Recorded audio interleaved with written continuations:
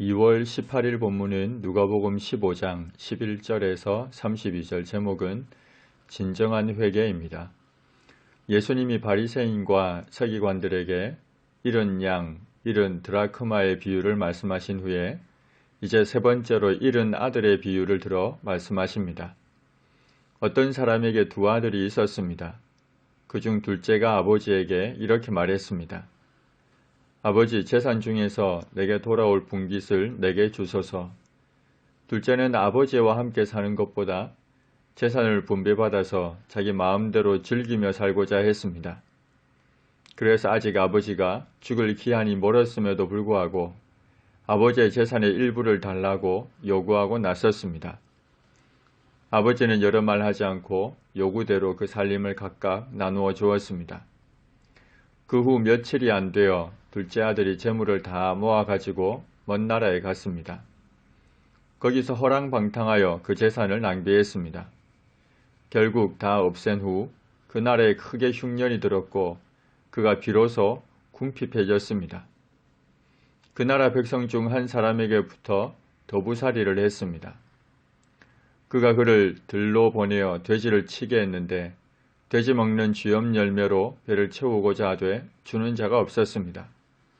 정말 비참한 상태에 이르게 되었습니다.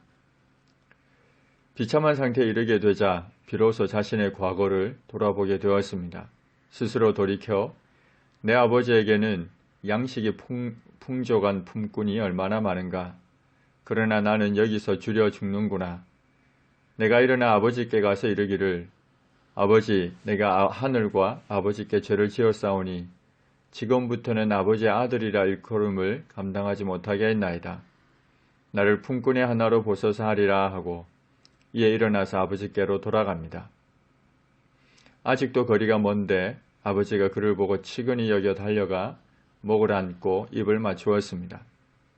아들은 아버지, 내가 하늘과 아버지께 죄를 지었사오니 지금부터는 아버지의 아들이라 일컬음을 감당하지 못하겠나이다 고 했습니다. 그러나 아버지는 종들에게 제일 좋은 옷을 내어다가 입히고 손에 가락지를 끼우고 발에 신을 신기라. 그리고 살진 송아지를 끌어다가 잡으라.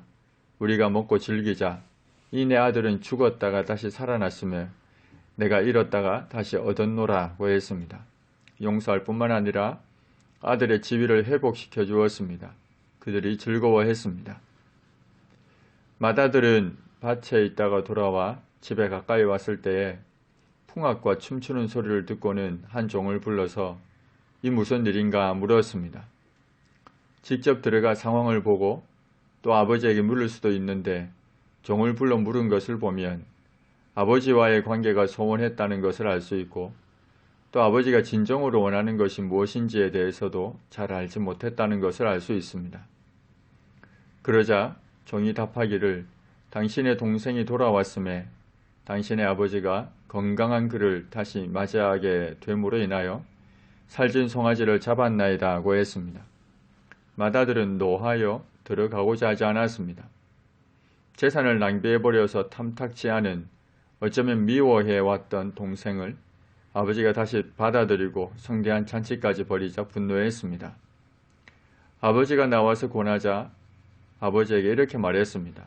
내가 여러 해 아버지를 섬겨 명을 어김이 없거늘 내게는 염소 새끼라도 주어 나와 내 벗으로 즐기게 하신 일이 없더니 아버지의 살림을 창녀들과 함께 삼켜버린 이 아들이 돌아오매 이를 위하여 살진 송아지를 잡으셨나이다.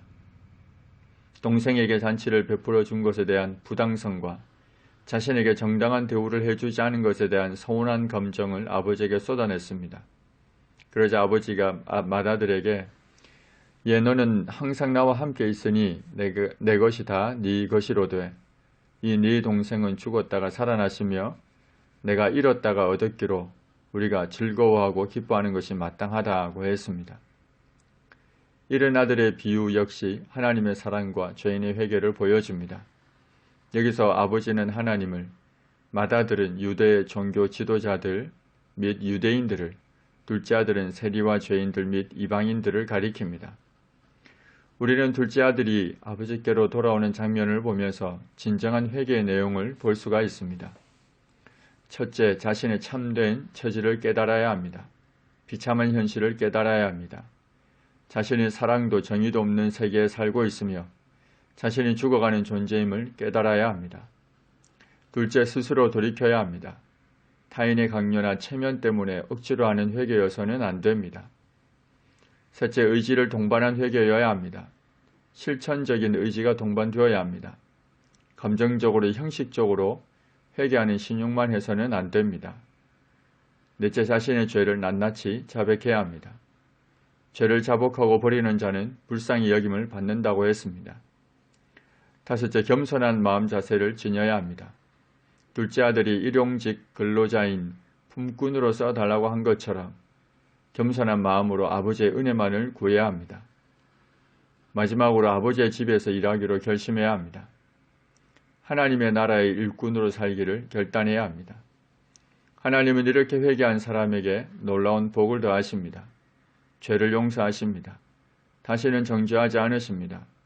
뿐만 아니라 의의 옷을 입혀주시고 성령으로 인쳐주셔서 아들의 신분으로 살게 하십니다. 나아가 필요한 모든 것을 은사로 공급해 주십니다. 하나님, 하나님의 다함이 없는 변함없는 사랑을 잊지 않고 살아가게 하옵소서. 하나님 앞에서 우리의 죄악된 모습을 돌아볼 때 진정한 회개가 일어나게 하옵소서. 하나님과 교제하는 가운데 하나님의 뜻을 분별하며 살아가게 하옵소서. 예수님의 이름으로 기도합니다. 아멘.